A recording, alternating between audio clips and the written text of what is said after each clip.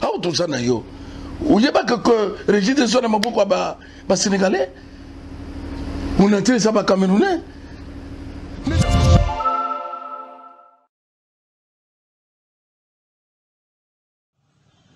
J'attends le samedi. Le samedi, je vais faire venir la presse nationale ici. Et je vais tenir une conférence de presse en Lingala. Comme ça, tous les Congolais vont voir la bêtise de Tshisekedi et de Batshuayi. C'est tout.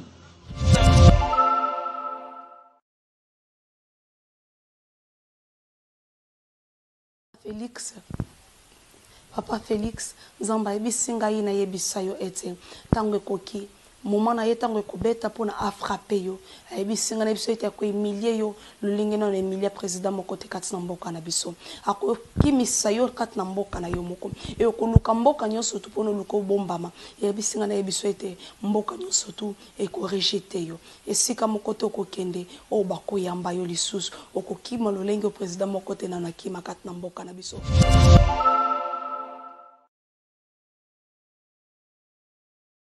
La piège. Maman, la Kamere, moi je ne croirai pas à Kamere jusqu'à ma mort. Kamere c'est un traître de son état. Je ne peux en aucun cas croire à Kamere.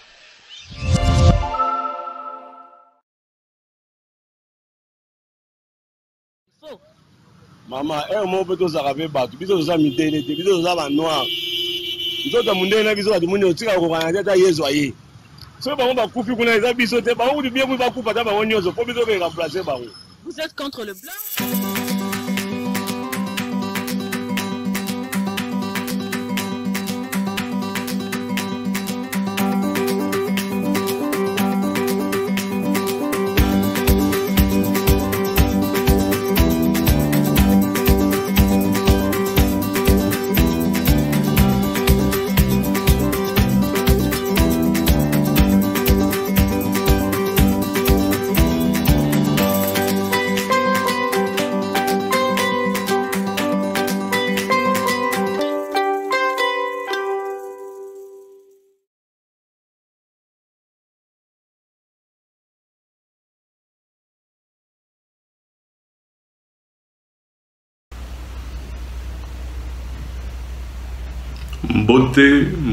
Mbote bandeko ya Kuli Media TV, mbote bisika nyonso bozali na mabota na bino.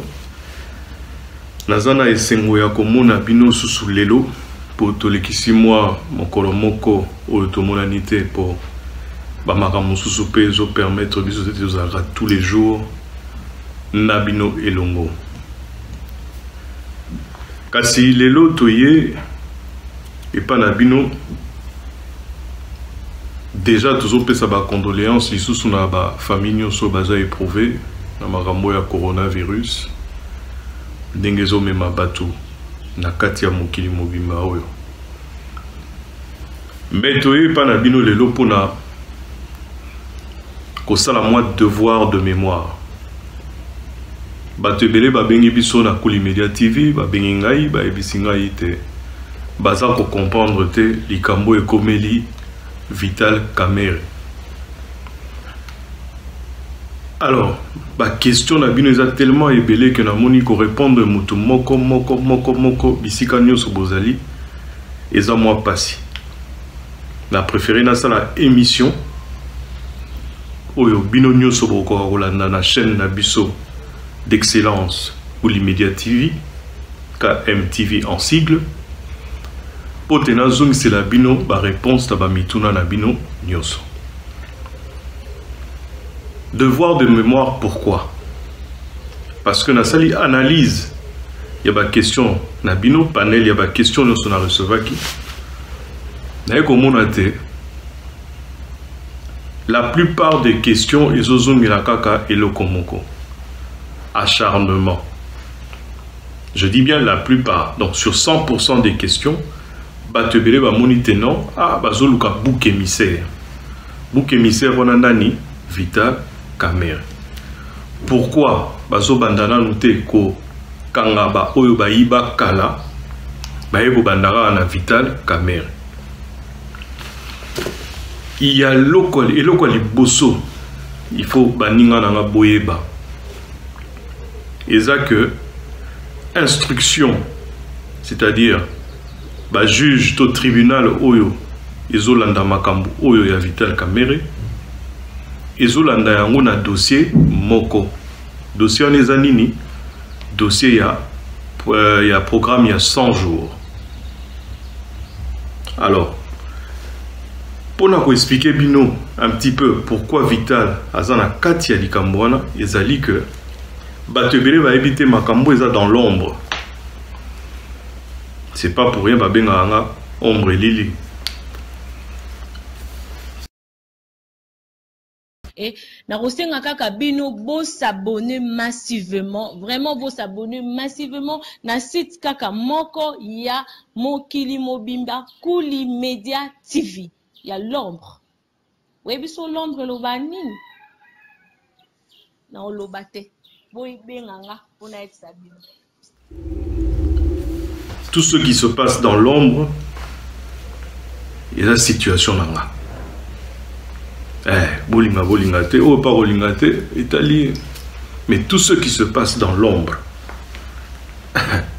et la situation à ombre lili. Donc, Lélo n'a pas expliqué un petit peu ce qui se passait dans l'ombre ou et se passait qui dans l'ombre. Donc, devoir de mémoire pour revenir un petit peu dans l'histoire. Qu'est-ce qui s'est passé pour Vital Kamerhe Azala interpellé puis Lélo toyeba que Tina Mokolo Lélo Azana Katia prison Yamakala.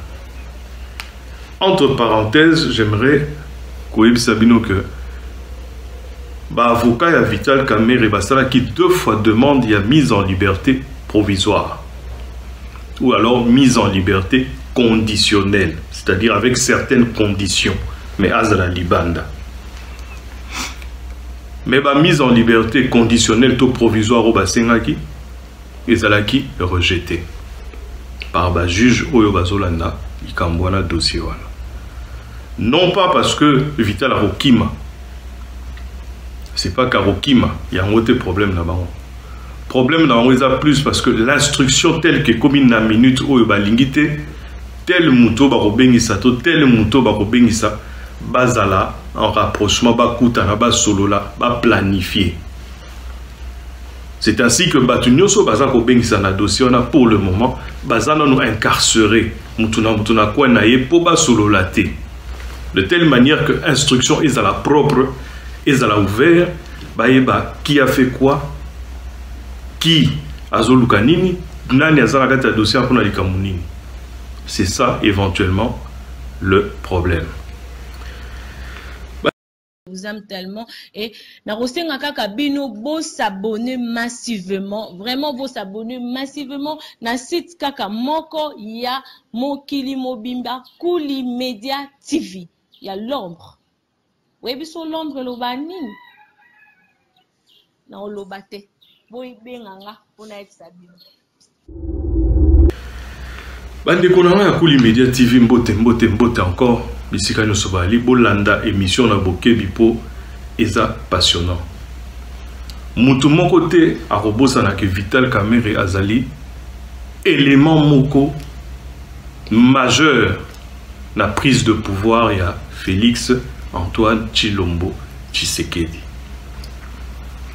Si on doit remonter un petit peu, le devoir de mémoire justement, donc remonter un petit peu le temps, pour juste un petit rappel, donc musika te na tango, tout ça a pembe ni kaka maram nyoso. Boye bate Vital Kamerhe yende mutu andimaki kolongwa pe na groupe ya batu nyoso baki bo opposant pour se joindre na Félix Tshisekedi entre guillemets pour basala oyo babengaki pardon ticket gagnant. J'annonce que je retire ma signature pour respecter la volonté de la base. Bisonio surtout se rappeler na ticket gagnant. Ticket gagnant et ça bango mibale, c'est-à-dire Vital Kamerhe na Félix Tshisekedi.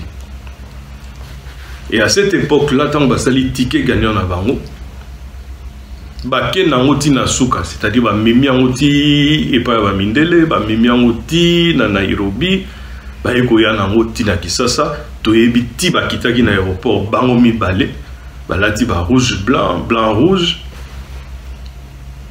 Mboke yambi bango na boss, na ndenge ba yambelaka ba mikonzi nyoso.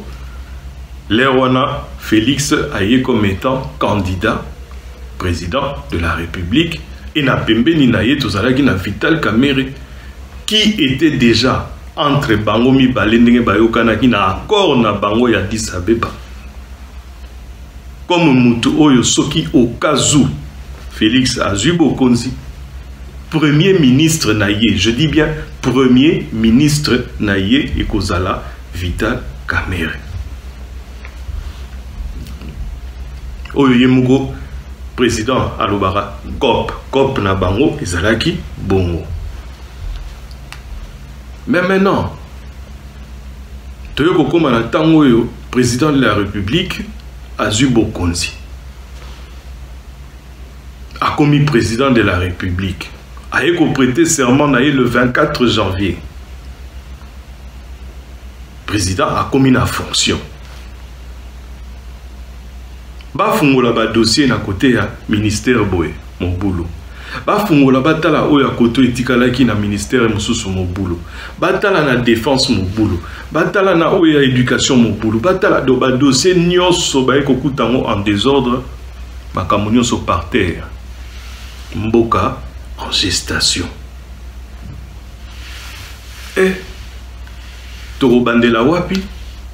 Toko kende wapi? Toko suka pe wapi? Le peuple attend. Slogan il y a UDPS. Ils ont obéli la camicolonio partout dans le coin de rue que le peuple d'abord. Papa Lobaki, le peuple d'abord.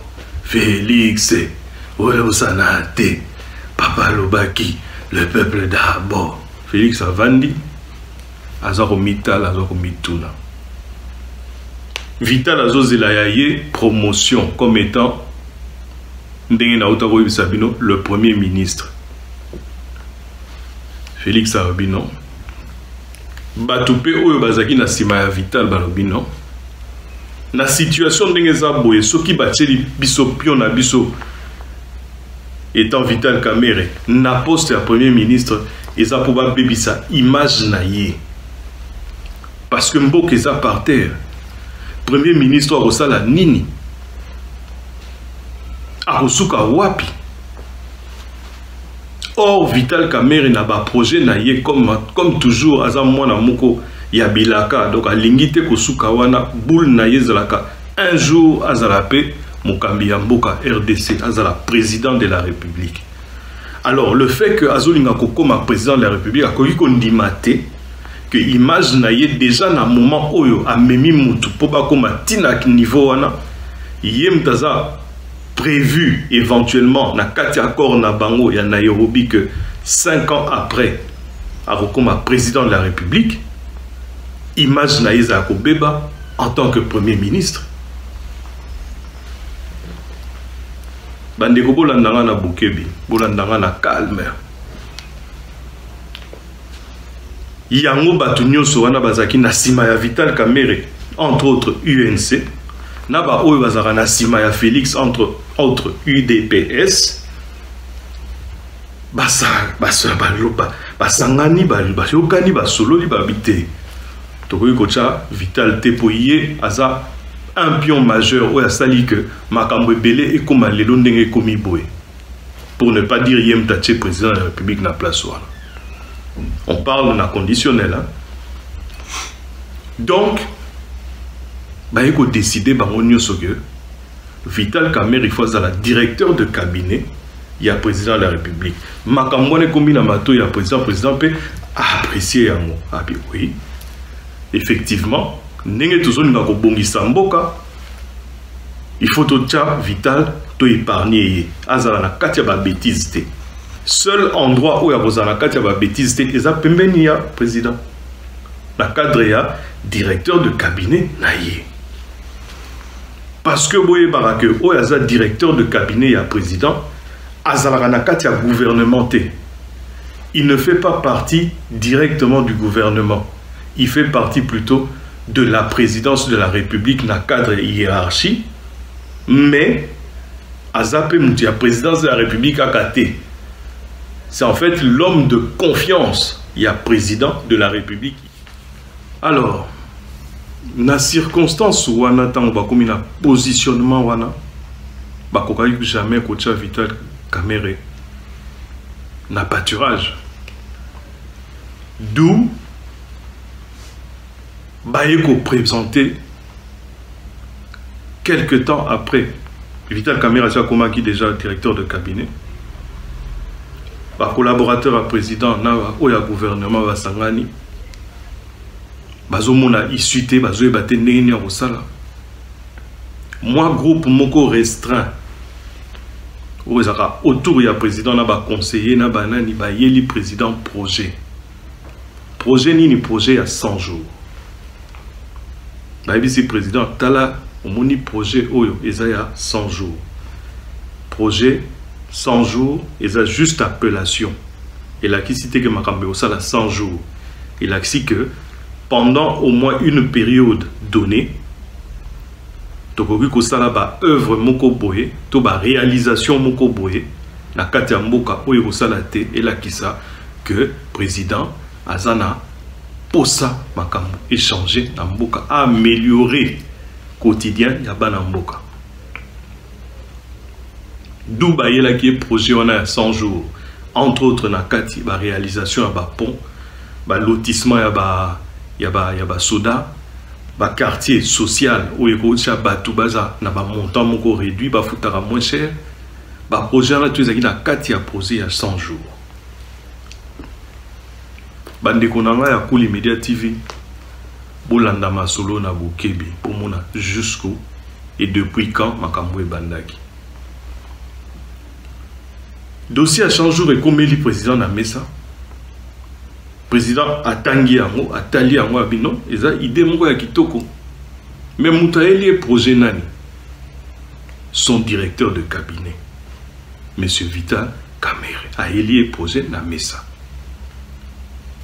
Abendi Vital Matoi, alobi na Vital Boye. Projet za kitoko, projet za bien. Mais na lingi kozala vraiment na kati ya ba masolo oyo mingi te parce que ils ont senga mbongo ebele ebima na ba caisse ya l'état pour na ko réaliser ba projet. Et toi, en étant le directeur de cabinet lié directement en ma personne qui est le président de la République, je n'aimerais pas que tu sois na kati ya makambwana directement. Toyokani toyokani toyokani. Mais boye bateti projet à 100 jours et il y a un élément na kati ya projet à 100 jours azapé élément moko primordial. Le fameux neveu ya Vital Kamerhe na kombo ya Massaro o bazako luka partout.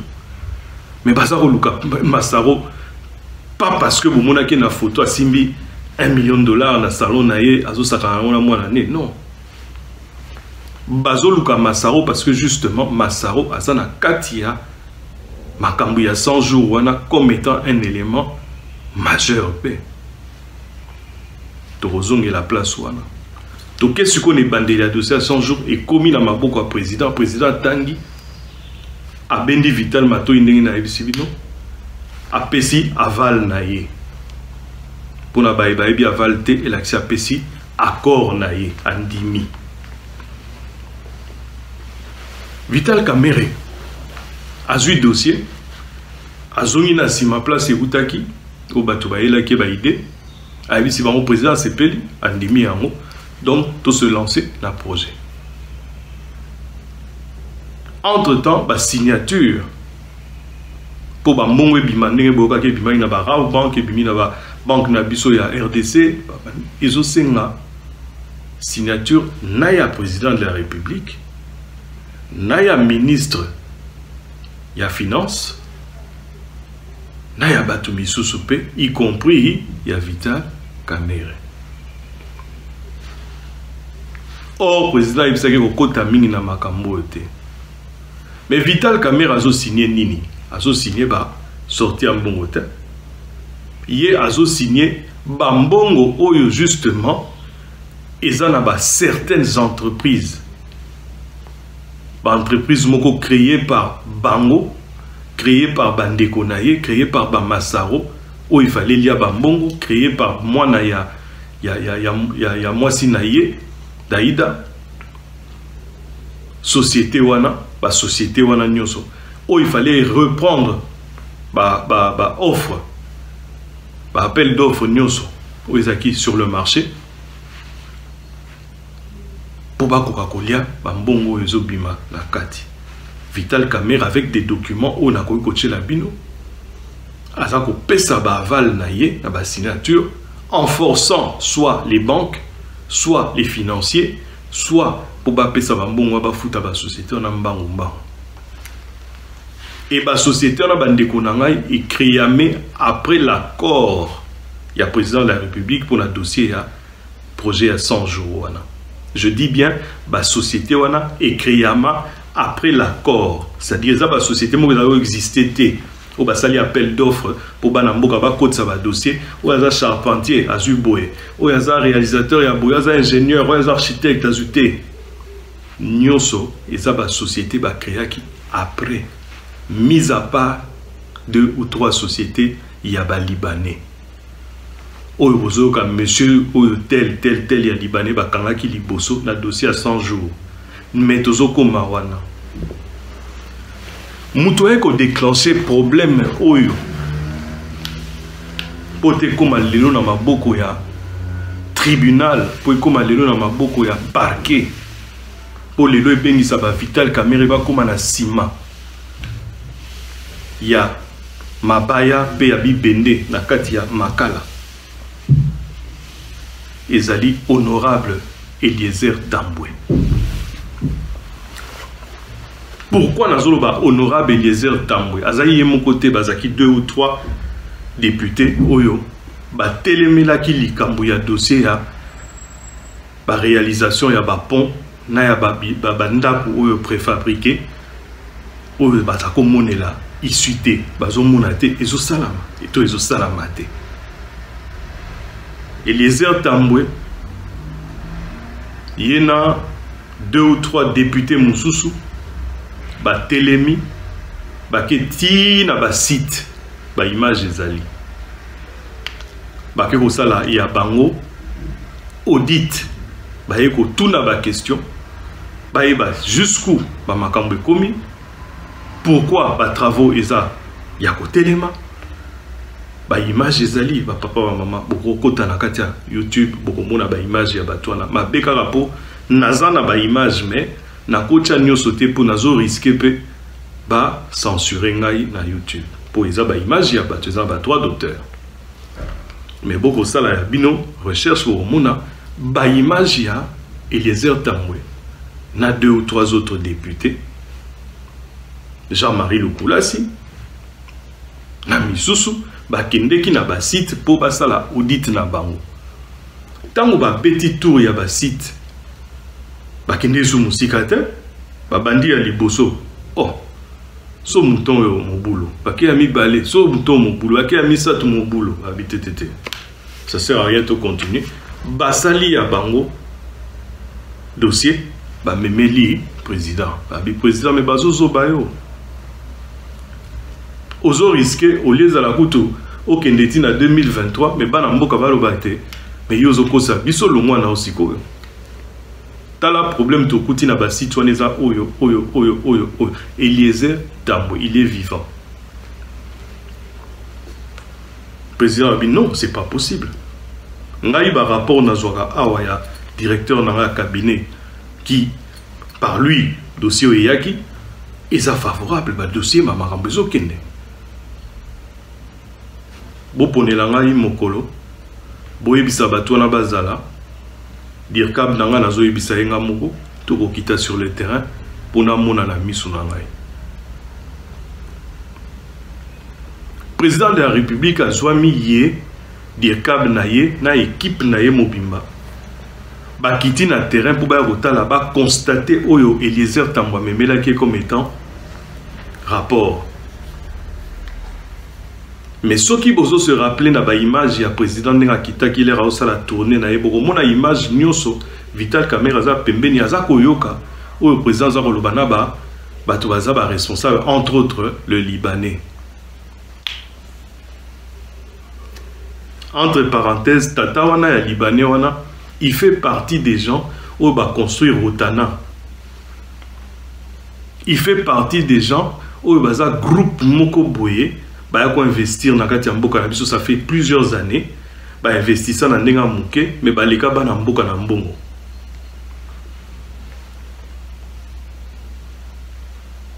Libanais wana na batata ya babeda chou, baza na kati ya makambo wana.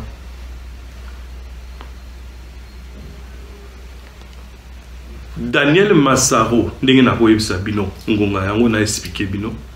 c'est lui et Azali Moutou Oyo a memelaki noko na ye Vital Kamerhe copie à lotissement banda préfabriqué na dossier à 100 jours.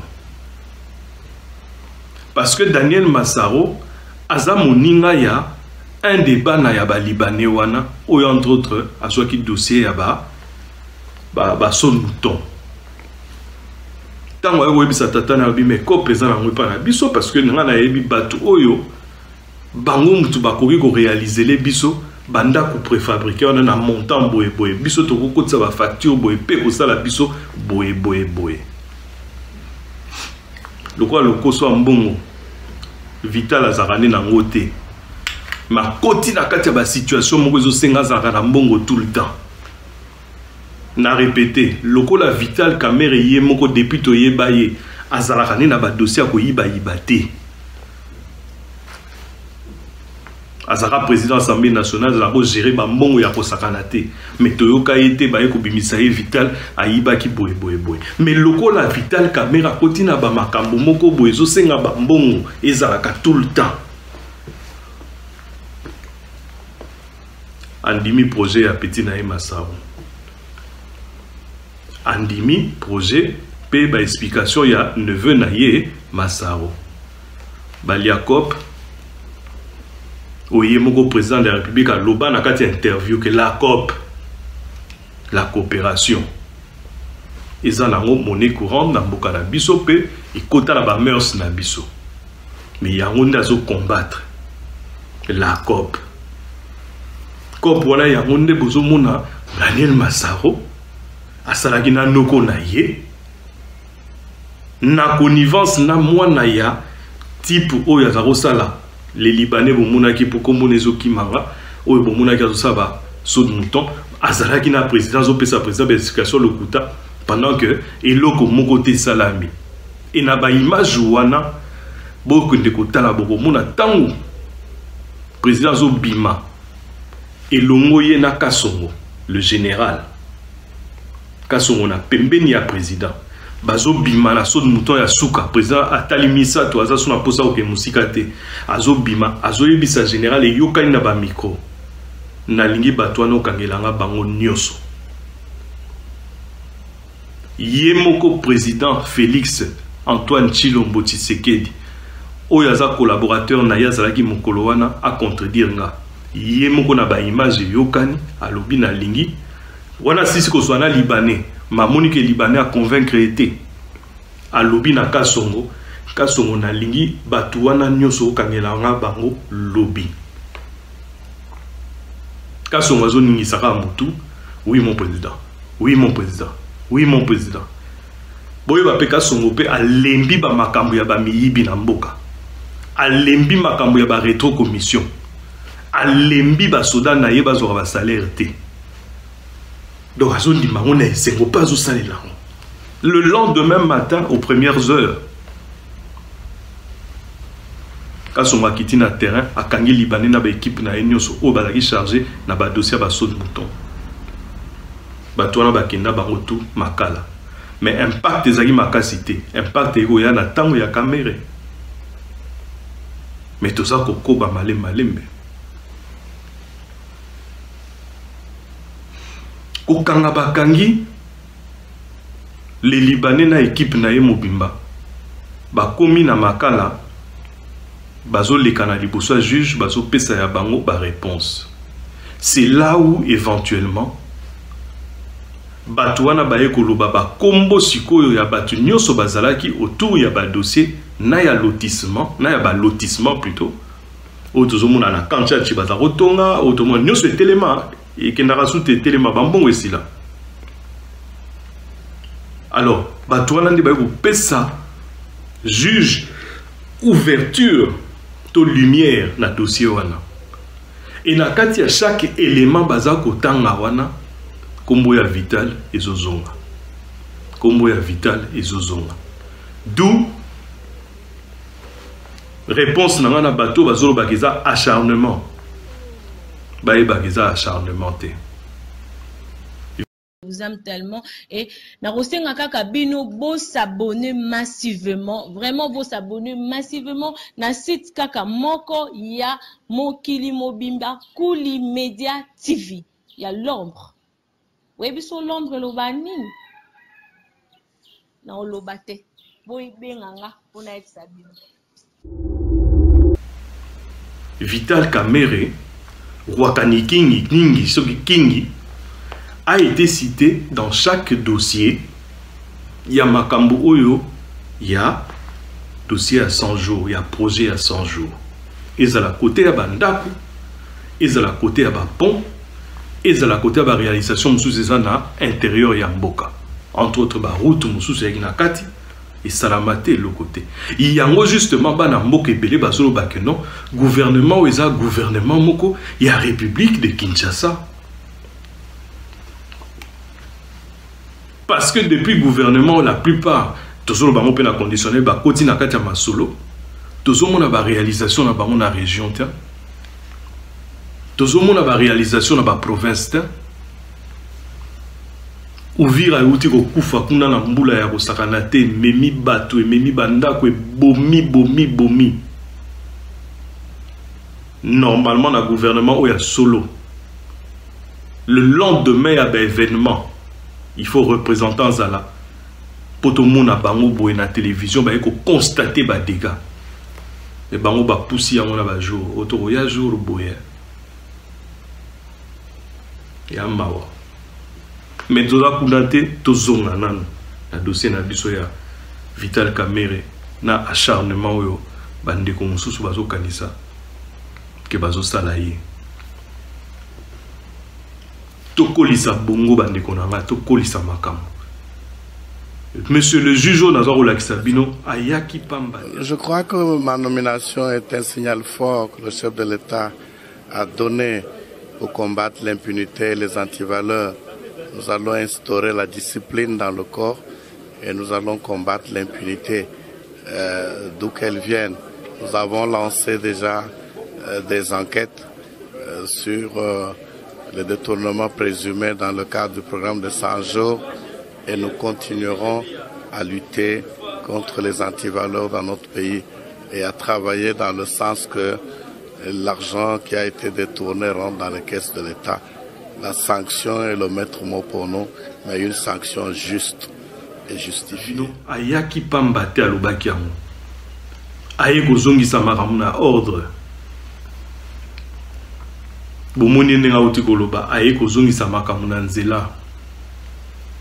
Azani na problème na mutu te azosala ka musala ne, sauf que musala azosala eza musala oyo pendant des années mboka na biso RDC et mona susu musala ya ndenge wana te, biso to botami to koli to mona yango te. Peut-être ba papa na biso ba mona ba misala wana na niveau de justice.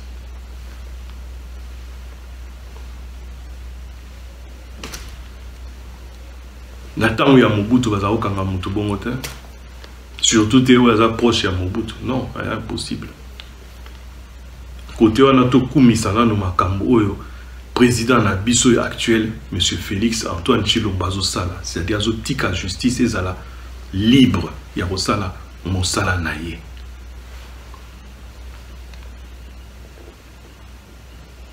Vital Kamerhe azalaki cité dans chaque dossier, il y a makambo ya 100 jours. Et loko sikoyo kotinda, ba juge wana, ba invité Vital Kamerhe comme étant témoin nano, dans le sens que ayako répondre biso na makambo comme étant témoin. Parce que dans le cadre du programme il y a 100 jours, normalement azani na katité, mais pourquoi comme les ozo nga pamba pamba do ayako expliquer biso yango.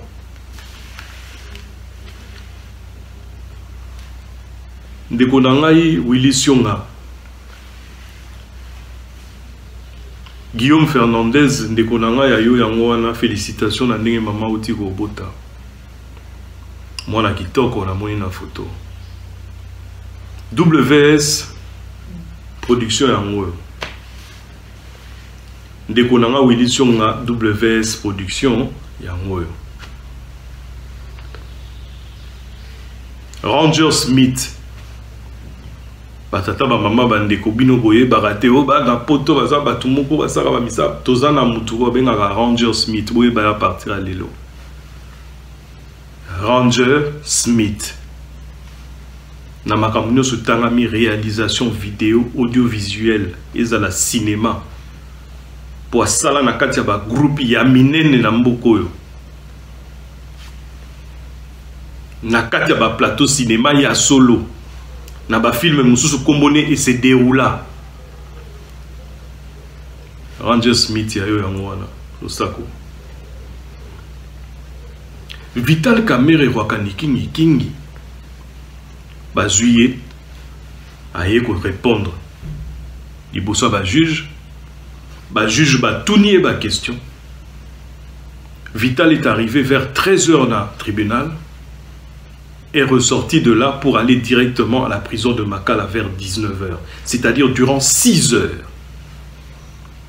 Il a été entendu. Durant 6 heures, Vital Kamerhe Rwakanikingi a été entendu par les juges. Pourquoi 6 heures? Parce qu'il y a eu beaucoup d'incohérences dans la réponse. Makambo Bakotuna Vital, na makambo Vital a répondre et kokanité. La juge Balobi non. En effet, pour ne pas brouiller l'instruction, pour ne pas fausser les donnes, il faut au bon banano Vital na Makala.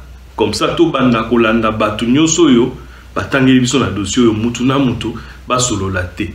D'où bozo mona que na liboso ya tribunal wana tozalaki na ye moko Massawa zalaki wana na masque na ye azako défendre Vital en insultant le président de la République. Pour moi la problème asa directeur de cabinet ya chef de l'État. Et loko moko te directeur de cabinet de chef de l'État a dit que ça la 5 chef de l'État yeba. Donc les loko oyo o azoluka so qui veka c'est que chef de l'État paye asile. Pour moi la problème insulte. Comme quoi, ce qui est vital, c'est que le président il faut y aller. Mais tant que Monica a 19h, le roi Manitou Vital Kamerhe, aux arrêts, conduit par la police, directement Makala. Masara habité, tout là, Mouissi, Yazaza. Eh, Noko Bakangi, Noko. Noko. Tango tout la Mouissi Yazaza ya Daniel Massaro Salami ba juge va bien voilà muto a comme me la biso explication ya makambo yo pena ye wana c'est pour ça que bozo mona Daniel Massaro a recherché. Donc na côté la bio élément moko oyo bokolanda ndeko na biso Israël Mutombo à Zoloba il y a quelques années. Tout ça déjà il y a quelques années en arrière sur Vital Kamerhe. Monta ça l'opinion nae. La piège. Maman, Moutoloko la Kamerhe, moi je ne croirai pas à Kamerhe jusqu'à ma mort. Kamerhe c'est un traître de son état. Je ne peux en aucun cas croire à Kamerhe. Kamerhe c'est un élément de la majorité qu'on utilise jusqu'aujourd'hui. Kamerhe n'est pas au monde. Na expliqué que en 2011, pendant que Lutundula a besoin de trouver Félix Lelo.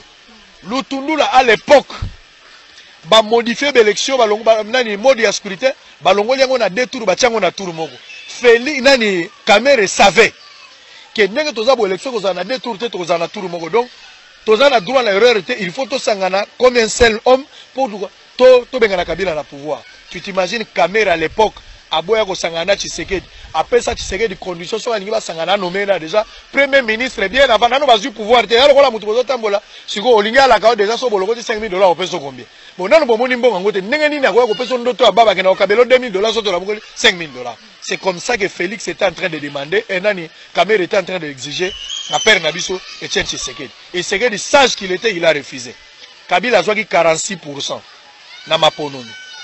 Opposition est 54. Ça dit que l'opposition est unie. Kabila n'allait pas diriger ce pays. C'est parce que tu as un ordre dispersé. Tu as dit que Kamere à réduire la chance à Tshisekedi na Est. Les autres sont sangana bangote. Les autres sont sangana na Kamere te. Les autres Kamere aya kokota na kabwa front anti Kabila. Tant que tu as mis la mise en œuvre et accord awa. Balobi to tia sensa. Félix Abima premier ministre. Koto na sensa to tia Pierre Lumbi. Ba to ba telemela kemona. Eza MLC F Bazaï ba telemeli yango Kamere pas telemeli bango mi balé batu ba bundisa ki Pierre Lumbi pour qu'il azwa place ya sensa lelo ba koya pa na biso ko sala nini eza lokolo moni satana ko mote ya bolingo azoli Bible asika wapi satana te ya bolingo azoli Bible asika wapi bola muka Kamere za virus bola muka Kamere za virus Kamere za mercenaire Kamere za mercenaire Kamere yeko boma biso Kamere nda yeko boma biso boke ba je boko eza na sa ezo sala Fungola mis sur place vous allez Kamere nda yena virus wala caméra yena. Vous devez être quant à biso Kuli Media TV bambote na biso ko kende lelo et pas ya CJ Bolongo mona moko boye et pas ya Dédé Vita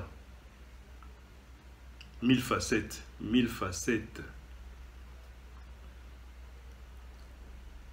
tokopesa bino toujours ndenge tolobaka bambote na kati ya mabota na bino tolaki sibino à peu près sujet oyo et bandaki wapi likambo ya dossier à 100 jours ezokende wapi bamakambo ebele tolobi nano te po eza na instruction bino mo boyebi ke makambo so eza na instruction on peut pas s'avancer po toloba yango ouvertement on vous a montré un petit peu tosali moi rétrospective ya bamakambo yango ya sujet pe ya problème to remonter moi mon ken temps pour na bande ko na biso batuna ki biso na ba question to expliquer bango c'était quoi le sujet, c'était quoi le problème, pourquoi acharnement wana sur Vital Kamere au lieu ba kanga batu misusu oyo batu ba yebi déjà que bayi pe ba koma ba millionnaire ti lelo ata ba longwe na ba poste baza kutu bebele hein na katika ya ba na bomoni ndako na ba benga ndako ya peuple baza kuna na kati ba ebele ba swazwa ba mbongo ya l'état ti lelo bazozwa kaka bango pe bako juger bango ne vous en faites pas bako juger bango na temps opportun ba kombo ebele za ko se citer na minute oyo ba dossier za ebele sur la table ya ba juge pe mutu na muta kozala poursuivi pour na likambo na ye mboka wana il faut esukwama mwa moke. Merci beaucoup na ndenge botalinga lelo. Merci beaucoup na bandeko balandi biso na Kuli Media TV, la chaîne de l'excellence. Nazaro pesa mbote nanga na ndeko nanga Patrick Bongambe na maman Tekle na bana nyonso na libota nyonso esika bozali ya bino yango wana. Nazaro pesa mbote nanga na ndeko nanga le sponsor officiel Willy Kinkela na maman Gerda esika bali. Yvon Masunda na maman Net na bana nyonso ya bino yango wana. Vieux Flamme Flavien Masunda na RDC ya yo yango wana. Pire vient na ngai Pierre Diasonama à côté moko boye na lobi Pire vient na ngai vieux Pierre Diasonama na côté moko boye ya yo yango wana. Voilà bandeko nanga maman Françoise Vita double brassard bisika bozali. J'espère que vous sepeli na émission lelo peto monani na mikolo ezoya. Merci. tellement et nakosenga kaka bino bo s'abonner massivement, vraiment bo s'abonner massivement na site kaka moko ya Mokili Mobimba Kuli Media TV. Ya l'ombre. Oui, biso l'ombre loba nini? Na olobate. Boy benganga pona être sabino.